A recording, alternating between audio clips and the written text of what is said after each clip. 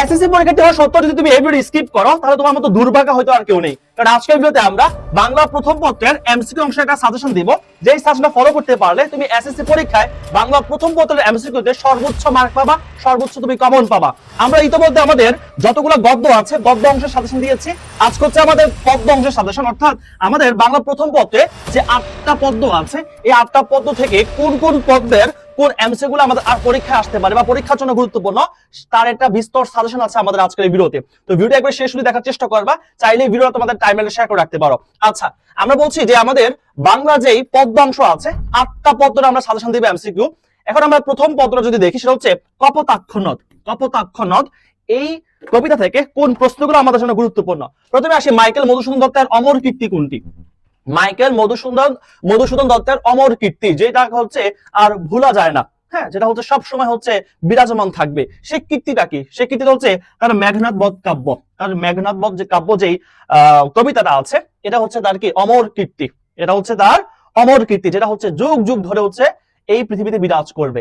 তারপরে হচ্ছে কপোতাক্ষ নদ কবিতায় শতত হে নদী তুমি পরমোর মনে, এই পঙ্ক্তির মধ্যে কোন ভাবটা ফুটে উঠেছে?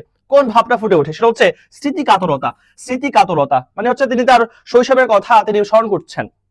এখানে আমরা উত্তর অ্যাড করার মূল রিজনটা হচ্ছে এই পিডিএফটা, এই সাজেশনের পিডিএফটা তোমাদেরকে দিয়ে দিব, উত্তর সহ দিয়ে দিব, যেন এই শেষ মুহূর্তে তোমরা রিভিশন করতে পারো। কোথায় দিব সেটা আমরা আরো কিছুক্ষণ পরে বলছি। তারপর দেখো শতত, তারপর হচ্ছে এই চরণে কবির কোন ভাবটা প্রকাশ পেয়েছে? এই যে চরণটা আছে এই চরণে কবির মধ্যে কোন ভাবটা ফুটে উঠেছে? সেটা হচ্ছে কপোতাক্ষ নদের প্রতি তার যে একটা ভালোবাসা আছে, এই ভালোবাসাটা কি হয়েছে? ফুটে উঠেছে। তারপরে দেখি কপোতাক্ষ নদ কবিতায় কবির কাছে মায়া মন্ত্র ধ্বনি হলো কপোতাক্ষ নদের কলকল শব্দটা। তার কাছে কি মায়া মন্ত্র ধ্বনি কোনটা? কপোতাক্ষ নদের যে কলকল ধ্বনিটা আছে এই কলকল ধ্বনিটা তার কাছে মনে হয় যেটা মায়া মন্ত্র ধ্বনি। আচ্ছা, কপোতাক্ষ নদ কবিতায় কবির কাছে ভ্রান্তির চরণা কোনটা? তার কাছে ভ্রান্তির চরণা মনে হয়েছে কোনটা? ভুলের চরণা মনে হয়েছে কোনটা? সেটা হচ্ছে কপোতাক্ষ নদের কলকল ধ্বনিটা তার কাছে কি হয়েছে? ভ্রান্তির ছলনা। তারপর দেখি আমরা কপোতাক্ষ নদ কবিতায় স্নেহের তৃষ্ণা কথাটি প্রকাশ পেয়েছে কবির মধ্যে কি? কবির মধ্যে প্রকাশ পেয়েছে স্মৃতি কাতরতা। তার মধ্যে প্রকাশ পেয়েছে কি? স্মৃতি কাতরতা। আচ্ছা, তারপর যদি দেখি কপোতাক্ষ নদ কবিতায় কোন পঙ্ক্তির মধ্যে কবির স্বদেশ প্রেমের সর্বোচ্চ বহিঃপ্রকাশ ঘটেছে? সেটা হচ্ছে দুগ্ধ স্রোতরূপী তুমি জন্মভূমি স্তনে। হ্যাঁ, এই চরণের মাধ্যমে তার মধ্যে কি স্বদেশ প্রেম জিনিসটার বহিঃপ্রকাশ ঘটে। তো আমরা এগুলা সবগুলা যদি আমরা চাই সমাধান করা পসিবল না, কারণ এত সময় এই মুহূর্তে তোমার নাই।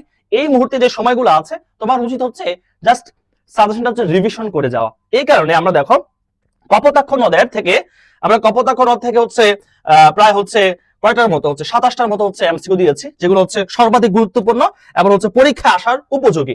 ঠিক এরকম হচ্ছে আমাদের জীবন বিনিময় থেকে দেওয়া আছে, তারপর হচ্ছে আরো আমাদের 8টা কবিতা থেকে দেওয়া আছে। তো এই সাজেশনের পিডিএফটা তুমি কিভাবে পাবা? এই সাজেশনের পিডিএফটা তুমি পাওয়া হচ্ছে আমাদের আই ক্যাম্পাস স্কুল যেই ইউটিউব চ্যানেল আছে এই ইউটিউব চ্যানেলে সেম ভিডিওটা হচ্ছে আমরা আপলোড করব, এবং আপলোডকৃত ভিডিওটার প্রথম কমেন্টে কিন্তু আমরা হচ্ছে এই সাজেশনটার পিডিএফ তোমাদেরকে দিয়ে দিব। এর জন্য অবশ্যই তোমরা আমাদের আই ক্যাম্পাস স্কুল পেজটা ফলো করবা, যেন হচ্ছে আমাদের আই ক্যাম্পাস স্কুল যে ইউটিউব চ্যানেল আছে সেই ইউটিউব চ্যানেল অবশ্যই সাবস্ক্রাইব করে রাখবা, কারণ এসএসসি এর প্রতিটা বিষয় হচ্ছে সাজেশনাল পিডিএফ, শতভাগ কমন উপযোগী সাজেশনাল পিডিএফ আমরা ইউটিউব চ্যানেলে দিয়ে দিচ্ছি। তো ইউটিউব চ্যানেলে যাবা, এই পদ্য অংশের যে এমসিকিউ সাজেশন আছে সেই ভিডিওর প্রথম কমেন্টে হচ্ছে তুমি এই পুরো সাজেশনের পিডিএফটা পেয়ে যাবা। আমরা ইতিমধ্যে গদ্য অংশের সাজেশন কিন্তু আমরা পিডিএফটা দিয়ে দিয়েছি আমাদের ইউটিউব চ্যানেলে, আই ক্যাম্পাস স্কুল ইউটিউব চ্যানেলে। আচ্ছা, তারপর যদি আমরা দেখি হচ্ছে জীবন বিনিময়, এখানে থেকে হচ্ছে কোন কোন এমসিকিউ আমাদের জন্য গুরুত্বপূর্ণ। যেমন আছে কে সন্তানের জন্য কাঁদতে কাঁদতে নির্ঘুম দিন পার করেছেন? সম্রাট বাবর। কে করেছেন? কে সন্তানের জন্য কাঁদতে কাঁদতে নির্ঘুম দিন পার করেছেন? সম্রাট বাবর। সম্রাট বাবরের পুত্র কে? সে সন্তানটাকে সেটা হচ্ছে হুমায়ুন। সে সন্তানটা কে ছিল? সন্তান ছিল হুমায়ুন। আচ্ছা, তারপর দেখি সম্রাট বাবরের পুত্রের নাম হচ্ছে কি? হুমায়ুন। সম্রাট হুমায়ুন। আচ্ছা, চারিধারে তার ঘনায় আসিছে মরণ অন্ধকার, এখানে কার মৃত্যু ঘনিয়ে আসার কথা বলা হয়েছে? কার মৃত্যুর কথা বলা হয়েছে? হুমায়ুনের মৃত্যুর কথা।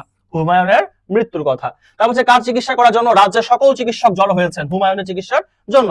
তারপর হচ্ছে জীবন বিনিময় কবিতায় দুরন্ত রোগ বলতে কি বোঝানো হয়েছে? মরণ ব্যাধি। যেই ব্যাধি হচ্ছে মরণ নিশ্চিত, এটাকে বলা হয় মরণ ব্যাধি। তো আরো অনেকগুলো আছে আমাদের জীবন বৃক্ষ হচ্ছে সরি জীবন বিনিময় যে হচ্ছে আমাদের ইয়েটা আছে কবিতা আছে, এখানে হচ্ছে আমরা মোট কয়টা দিয়েছি? এটাও মনে হয় আমরা মোটামুটি হচ্ছে 24টার মতো হচ্ছে গুরুত্বপূর্ণ এমসিকিউ অ্যাড করেছি। তো এটা পিডিএফ মানে সবগুলোর পিডিএফ কিন্তু একসাথে পেয়ে যাবে আমাদের আই ক্যাম্পাস স্কুল যে হচ্ছে ইউটিউব চ্যানেল আছে, সেই ইউটিউব চ্যানেলে যে ভিডিওটা ছাড়া হবে প্রথম কমেন্টে তোমরা পেয়ে যাবা। তো অবশ্যই গিয়ে আমাদের আই ক্যাম্পাস স্কুল ইউটিউব চ্যানেলটা সাবস্ক্রাইব করে রাখবা। হ্যাঁ, আরো দেখাই, যেমন হচ্ছে এই যে উমর ফারুক থেকে আমরা কয়টা দিয়েছি। উমর ফারুক থেকে হচ্ছে সর্বোচ্চ গুরুত্বপূর্ণ আমরা দিয়েছি হচ্ছে 27টা, সর্বোচ্চ গুরুত্বপূর্ণ 27টা হচ্ছে এমসিকিউ রয়েছে। হ্যাঁ, তারপর যদি আমরা দেখি সেই দিন এই মাঠ, এখান থেকে আমাদের কয়টা আছে, এখান থেকে আমরা দিয়েছি প্রায় হচ্ছে 25টার মতো। হ্যাঁ, এগুলো পিডিএফটা তোমাকে অবশ্যই আমাদের ইউটিউব চ্যানেলে গিয়ে নিতে হবে। তো অবশ্যই আমাদের আই ক্যাম্পাস ইউটিউব চ্যানেলটা সাবস্ক্রাইব করে রাখবা। দেখো বৃষ্টি থেকে আমরা কয়টা দিয়েছি, বৃষ্টি কবিতা থেকে আমরা দিয়েছি প্রায়, যদি হচ্ছে বলি আমরা দিয়েছি হচ্ছে 27টার মতো, বৃষ্টি কবিতা থেকে 27টা দিয়েছি। আমি কোনো আগন্তুক নই, খুব গুরুত্বপূর্ণ একটা হচ্ছে কবিতা। হ্যাঁ, এখানেও আমরা প্রায় যুক্ত করেছি হচ্ছে 24টার মতো এমসিকিউ। এবং যদি বলি হচ্ছে তোমাকে পাওয়ার জন্য এই স্বাধীনতা, এখান থেকে আমরা গুরুত্বপূর্ণ এমসিকিউ দিয়ে হচ্ছে 25টা, মানে এর বাইরে আর এমসিকিউ আসার প্রশ্নই আসে না, এর মধ্য থেকে এমসিকিউ চলে আসবে। এবং আমরা যদি সর্বশেষ বলি হচ্ছে বৈশাখ থেকে আমরা কয়টা দিয়েছি, বৈশাখ থেকে আমরা দিয়েছি প্রায় হচ্ছে 20টার মতো আমরা দিয়েছি।